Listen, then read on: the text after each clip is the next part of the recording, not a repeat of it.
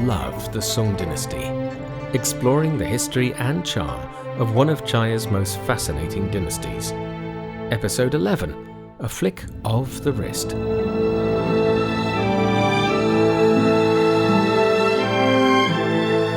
In this podcast, we're reflecting on another aspect of Song culture which has stood the test of time, namely calligraphy. Unusually, it was a skill that was not exemplified by the emperors, and yet it has still become a crucial part of the Song Dynasty's arsenal of expression. I'm Bob Jones, and in this Why We Love the Song Dynasty podcast, I'm throwing the spotlight on what was to become one of China's most iconic dynasties in the country's long and colourful history.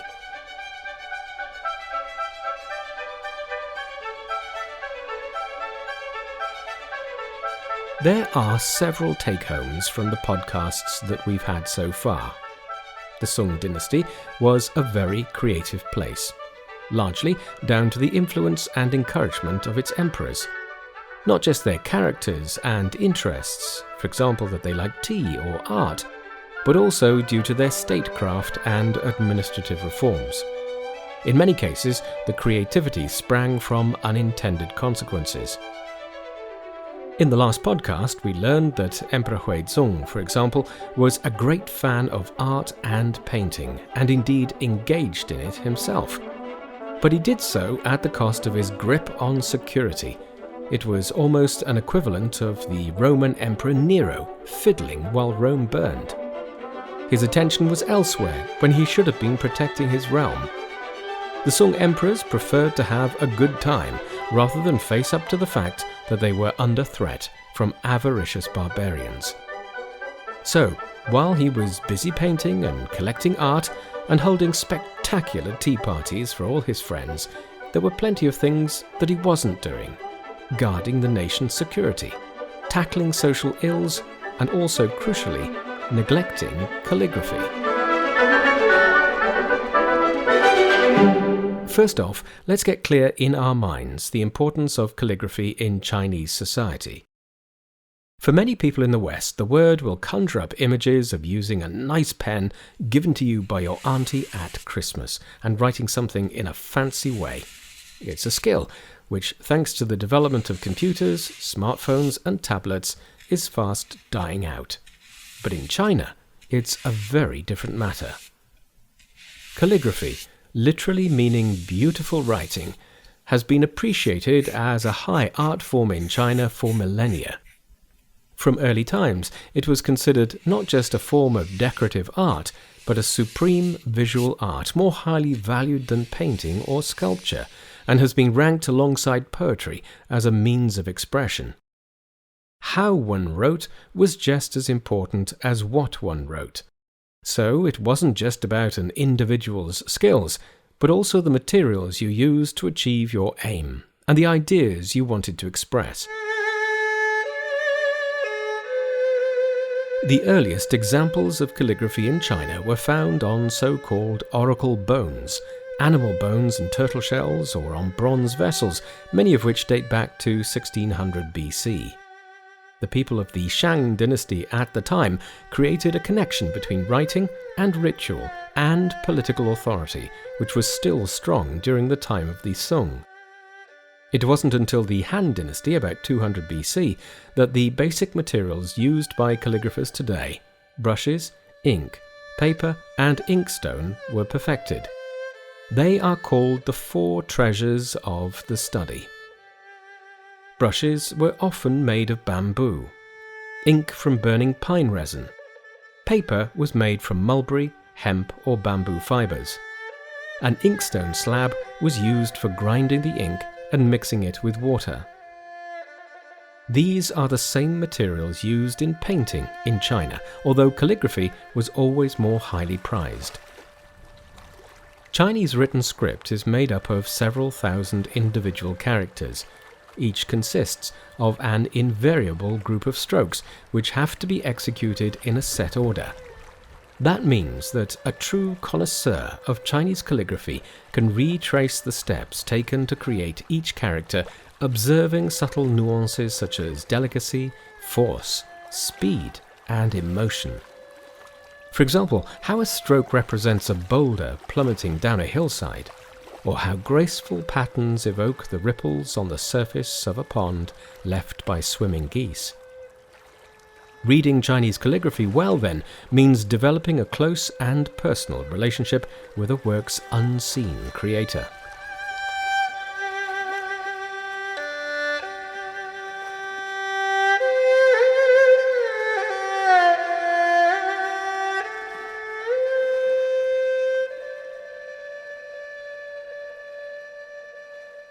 One of the most famous pieces of calligraphy in China, by the way, is actually not a painted scroll or a painting, but the masthead of The People's Daily, the official newspaper of the People's Republic of China.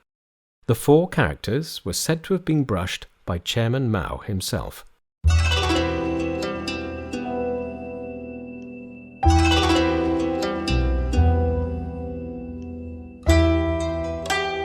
Emperor Huizong often sought escape from matters of state through the pleasures of arts and letters. He not only was a patron of the arts, but a fine painter and an accomplished calligrapher. In his works, he wanted to depict objects as they truly were. His calligraphy is described as elegant, and his style has become known as slender gold. We heard in an earlier podcast that one big change at the start of the Song Dynasty was the emphasis placed on the civil service exam system. Rather than official posts being doled out according to who you knew, or indeed who you could bribe, if you wanted a good job in the Song Dynasty, you had to pass an exam. It became more important than military skills and aptitude for the martial arts. Add to that the revival of Confucianism with its emphasis on meditation, questioning, observation, and expression, and you have the seeds for the flowering of calligraphy by the scholar classes. So the emperor, who probably never had to pass an exam in his life, found himself surrounded by a whole new class of clever, accomplished, literate, artistic people. Why buy a dog and bark yourself?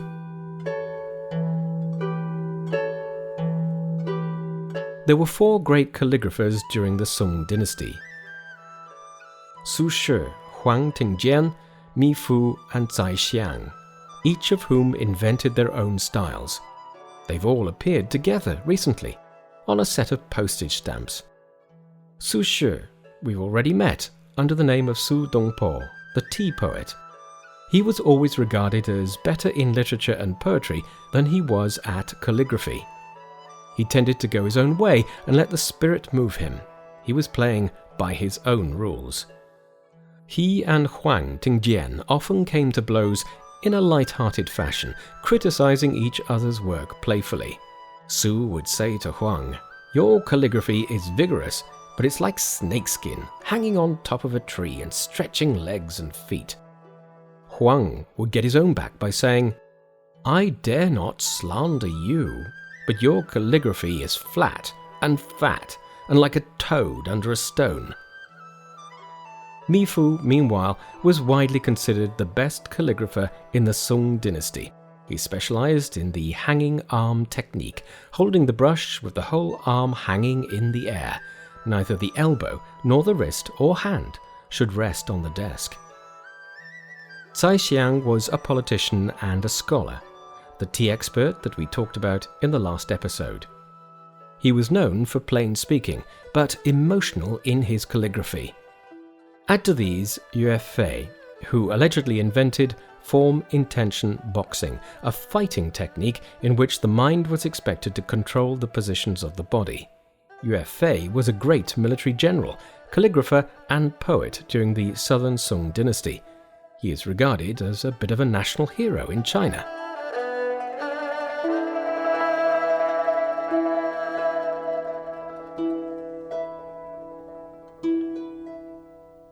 In comparison to their styles, Emperor Huizong developed a style called slender golden, which looked a bit spindly, to be honest.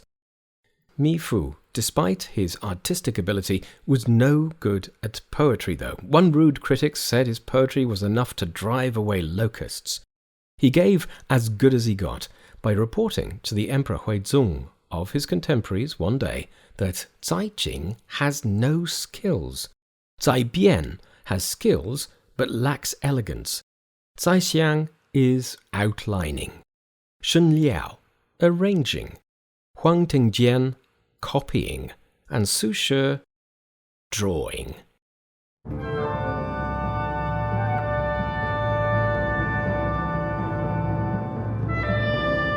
A useless fact to wow your friends with. Mi Fu was also misophobic, which means he was paranoid that he would catch viruses, so would repeatedly wash his hands.